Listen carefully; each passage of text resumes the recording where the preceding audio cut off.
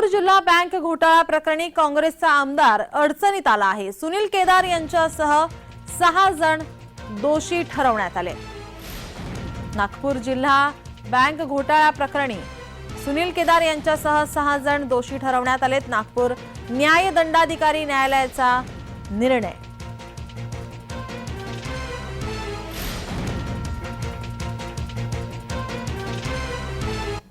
मागच्या 4 वर्षापासून हे प्रकरण निकाली लागत नव्हतं आणि महाविकास आघाडीच्या सरकारने त्याला पाठपुरावा केला। आमचे जे ॲडव्होकेट्स आहेत, जो कुंभकोली साहेब असो की इतर त्यांचे ज्युनियर्स असो, यांनी सुद्धा चांगल्या पद्धतीने सगळे लॉ पॉईंट्स तयार केले आणि आज ग्रामीण भागाच्या अर्थव्यवस्थेलाही हात लावण्यासाठी मदत होण्याच्या दृष्टीने हा सुद्धा व्यवस्था तेवढाच महत्त्वाचा आहे। काय आहे हे प्रकरण पाहूयात ग्राफिक्सच्या माध्यमातून। बँकेच्या 150 कोटीच्या घोटाळ्यात सुनील केदार मुख्य आरोपी। नागपूर जिल्हा बँकेच्या घोटाळ्यावेळी सुनील केदार अध्यक्ष होते।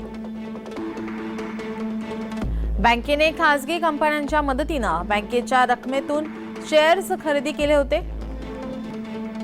त्यानंतर कंपन्यांकडून कधीच खरेदी केलेले शेअर्स रक्कम परत मिळाली नाही।